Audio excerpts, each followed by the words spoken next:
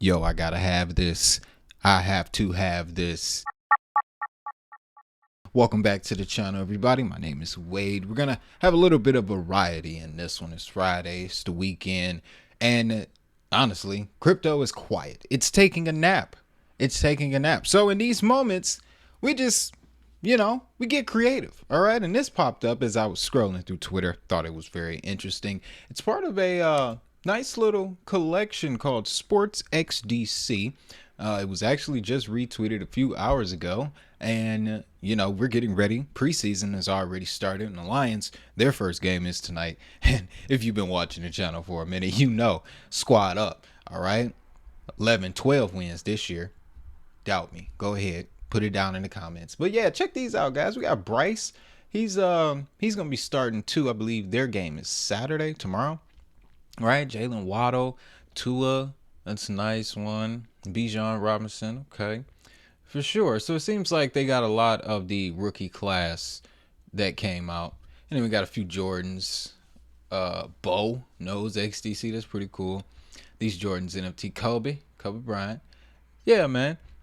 Just an interesting little find. Wanted to share that with y'all. But guys, we do have some pretty interesting crypto news to talk about. Let's deal with this right away, right off top. Ripple, Bank for International Settlements, they're partnering together. Ripple joined the Payments Interoperability Task Force. Now, correct me if I'm wrong. Didn't the Bank for International Settlements just come out and state after they completed a CBDC project with a DLT that DLT wasn't effective enough, yet they incorporate another DLT company into this task force? This task force is going to be directed at facilitating, of course, cross-border payments, among other things. But what they're really going to be used for is the CBDC projects that have been in testing since 2017. That's what we're really going to see here. And with Ripple, previous work with, as of this year, CBDCs, Palau being the most recent, which is more so a form of digital dollar, but honestly, CBDCs, digital dollar, is the same thing. Fiat is going to get digitized. In a tweet that was shared on Wednesday, Bank for International Settlements shared a summary of its recent PIE task force meeting, which claimed that members of the task force will work to enhance cross-border payments and meet the quantitative targets for cross-border payments endorsed by the G20. That's very key. That's why I emphasize that, because it's the G20, guys.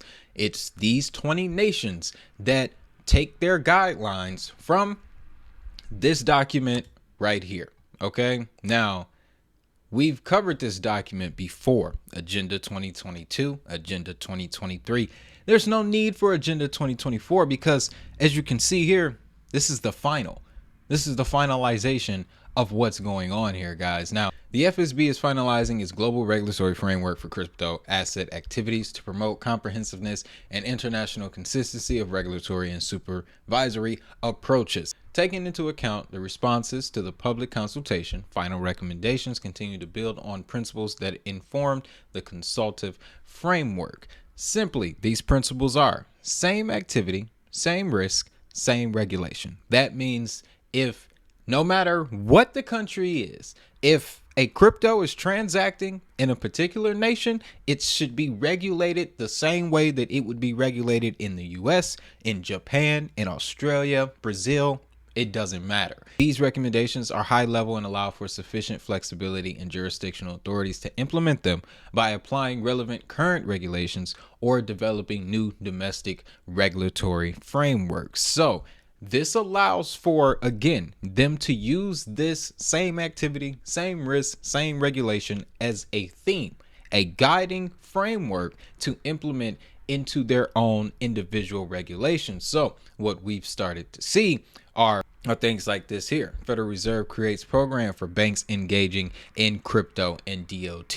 This is essentially laying the guidelines specifically focused at state banks when it comes to dealing with stable coins. Every time I say global stablecoin arrangements on Twitter, that's exactly what I mean. Yesterday, U.S. Federal Reserve published 2 notes relating to banks engaging in novel technology. One covers state banks involved in stablecoins, and the other is a much more broader, establishing a new novel activity supervision program. 3 of the 4 areas of the new program's activities relate to crypto and DLT. In relation to the state banks, the new letter to state banks followed up on the OCC letter and allowing national banks to participate in stablecoin networks by operating validator nodes and processing stablecoin based payments. In essence, the Fed is allowing individual state banks to engage with stablecoin issuers. I think that is definitely related to PayPal's recent decision, as well as what Circle has been talking about recently. They're saying, hey, we got $1 billion in cash. We're not worried about PayPal stablecoin. As a matter of fact, we love the competition. And that's something else that I've been thinking on since I heard this PayPal news. Yeah, this is the first, let's say, legacy, the first legacy institution, mainstream financial player to issue a stablecoin on a commercial level. PayPal's got a lot of customers, me included. So now that stablecoins are available, that's going to start to desensitize people to what's coming. Keep that in mind, ladies and gentlemen. Keep that in mind. Now, in other news from around the world, this I found to be very interesting. Nigeria's national agency to authenticate government certificates using blockchain. Now, look, I promise you, I don't intend to do this, but it just keeps popping up. The Crypto in Africa video. The whole opening premise was centered around this exact thing. The authentication of documents on blockchain. And now Nigeria's national agency are looking to do the same thing. And I remember seeing a news clip because I'm subscribed to news organizations from all around the world on YouTube. I took advantage of that. And I did see this. They had a full sit down, recorded meeting about blockchain technology. And here's what I find to be the most interesting. The National Information Technology Department of Nigeria is to use blockchain technology to issue National Youth Service Corps certificates to combat forgeries. NYSC certificate is one of the most sought after certifications in the African country, as several employers, including government agencies, usually demand it as an employment criteria. NYSC is a mandatory one-year program for young university graduates in Nigeria. So, putting this on blockchain is essentially solidifying this process and giving young Nigerians an opportunity to expand to the next stage. Right now, of course, I've never been to Nigeria. I can't tell you word for word how this process goes, but I can understand something that you're putting in place for the next generation. That's value to me. That's what I recognize. And I saw it coming a year ago when I put that Africa video together. Again, I'll have the card little pop up right here for you guys so you can check that out.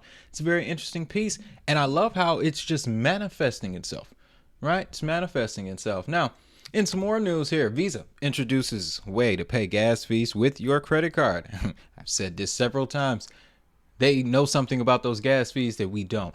And take a look at this system. Take a look at the system here. So basically, they've reduced the process to about 5 steps. A user initiates ETH transaction through their wallet, which then sends the transaction details to the paymaster web service. That's Visa. The web service calculates the cost of the gas fees and subsequently charges the user's Visa card using Visa's CyberSource system to process the payment.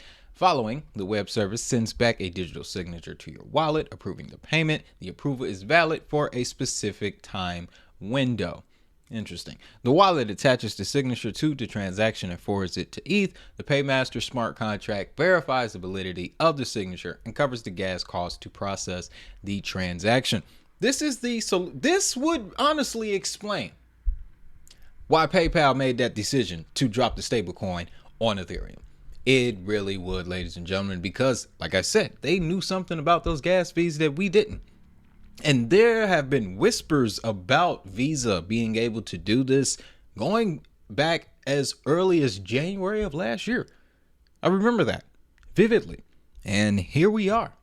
It only takes time in crypto. It's only a matter of time. But with that being said, guys, I'm going to let you go. I'm done rambling for the weekend. As you can see here, I'm about to find a way to secure me one of these Jameer Gibbs boys. I'm going to do it.